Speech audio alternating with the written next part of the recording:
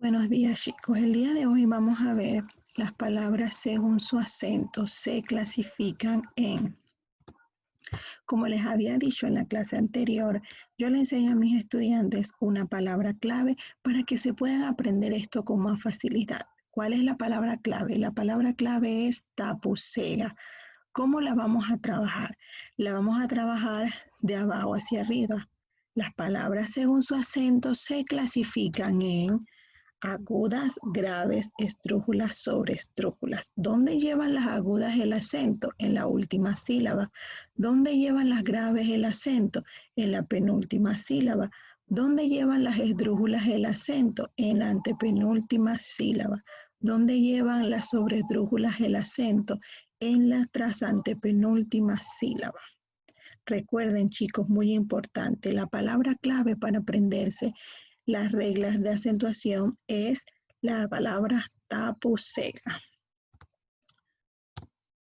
A continuación, vamos a ver los tipos de palabras según su acento. Las agudas llevan el acento en la última sílaba y solo se les marca la tilde cuando terminan en ns o vocal. Las graves o llanas llevan el acento en la penúltima sílaba y solo se les marca la tilde cuando terminan en consonantes que no sea N ni S. Por ende, si termina en vocal, tampoco puede ser acentuada. Las esdrújulas llevan el acento en la antepenúltima sílaba y todas se tildan, igual que las sobreesdrújulas. Las sobreesdrújulas llevan el acento en la trasantepenúltima sílaba y todas se tildan.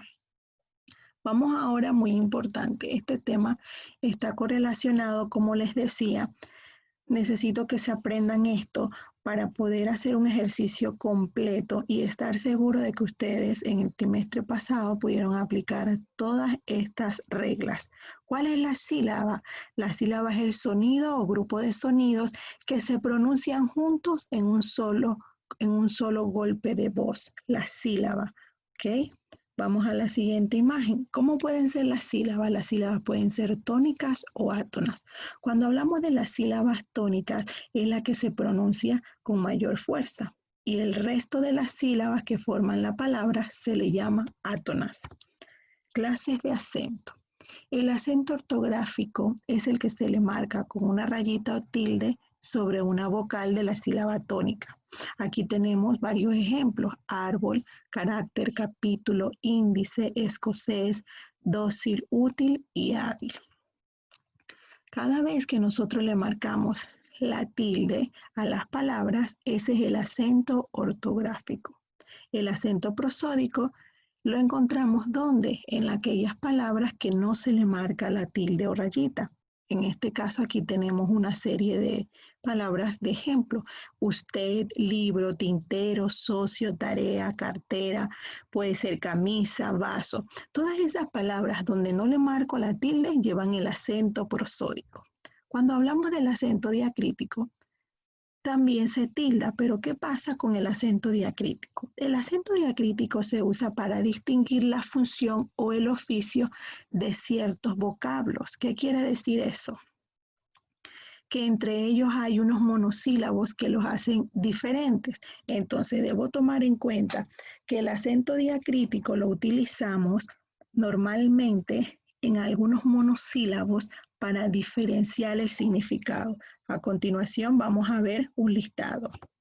Aquí por lo menos podemos ver unos ejemplos. Por ejemplo, el té de infusión, el té de bebida, ese té lleva tilde. Sin embargo, el té de pronombre personal no lleva tilde.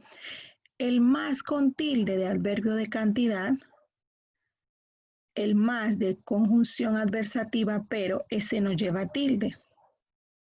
Tenemos aún, todavía y aún, incluso. D del verbo dar lleva tilde. C del verbo saber lleva tilde. C del pronombre reflexivo. El del pronombre personal y el artículo. Tú de pronombre personal y tú de adjetivo posesivo. Mi de pronombre personal lleva tilde y mi de adjetivo posesivo no lleva tilde. En este caso aquí solo no lo vamos a tomar en cuenta porque ya Según la Real Academia en el 2010 ya solo no debe llevar tilde. Aquí solamente vamos a ver te, más, aún, de, se, el, tú y mi. Vamos al verbo. ¿Qué es el verbo? El verbo es la palabra que denota una acción, pasión o estado dentro de la oración. El verbo funciona como el núcleo del predicado. Tenemos los verbos que pueden ser copulativos. ¿Cuáles son esos verbos copulativos? Los verbos copulativos expresan una casualidad o un estado del sujeto. Los verbos copulativos son estar, parecer. Por ejemplo, yo puedo tener aquí una oración, dice, Carlos es inteligente. ¿Cuál es el atributo? Es inteligente, el atributo del sujeto, ¿verdad? Los verbos ser, estar y parecer no serán copulativos cuando no hay un atributo en la oración. Eso lo tenemos que tener muy importante, ¿ok? Cuando no hay un atributo en la oración, no pueden ser verbos copulativos. Vamos a la siguiente oración. Los verbos predicativos. Cuando hablamos de los verbos predicativos, expresan una acción o un proceso que afecta al sujeto, ¿verdad? Por ejemplo, yo les puedo dar una oración. El maestro escribe en la pizarra. Ahí tenemos el sujeto, que es el maestro, escribe, que es el verbo, y el complemento, en este caso, que sería la pizarra. Podemos ver aquí que los predicativos pueden ser transitivos e intransitivos. En este caso solamente nos vamos a reflejar en los predicativos. Encierra la idea de un predicado, expresa un estado, una acción o pasión. Transitivos dejan pasar la acción y esta recae sobre un complemento directo. Los intransitivos no necesitan un complemento directo para completar la acción. Aquí tenemos el ejemplo. Yo me lavo, yo lavo a mí. La acción recae sobre el mismo sujeto que la realiza. Irán acompañados por los pronombres me, te, se, nos o se. Sujeto múltiple de acción mutua irán siempre acompañados por los nombres nos o se. Nosotros nos miramos mutuamente. Aquí tenemos los reflexivos y los recíprocos, ¿ok? Pero en este caso, como les dije hace un momento, nos vamos a concentrar solamente en sí, en los predicativos. Vamos ahora a las formas no personales del verbo. Las formas no personales del verbo son infinitivo, gerundio y participio. Verbos que terminan en ar, ir es el infinitivo. Siempre las terminaciones de los verbos en ar, ir son los infinitivos. Los gerundios son los verbos que terminan en ando y yendo. El participio, verbos que terminan en ado y ido. Ok, aquí podemos ver un listado. Verbos que terminan en ar, ir, amar, comer, vivir. Verbos que terminan en ando, yendo, amando, comiendo y viviendo. Verbos que terminan en ado, ido, amado, comido y vivido. Ahora vamos a las formas personales de un verbo. Las formas personales de un verbo tienen una persona, o sea, son iguales para todas las personas. ¿Qué debo tomar en cuenta aquí cuando hablo de las formas personales de un verbo? Debo tomar en cuenta el número. Cuando hablo del número, hablo si es singular o plural. Cuando hablo de la persona, debo tomar en cuenta primera persona si la acción la realiza quien la habla. La segunda persona cuando la acción la realiza quien la escucha. Y la tercera persona, las acciones las realizan personas distintas del hablante. Y cuando hablamos del tiempo, ¿el tiempo cómo puede ser? El tiempo puede ser en pretérito pasado, presente o futuro. Estas son las formas personales de un verbo. Ahora vamos a los modos verbales.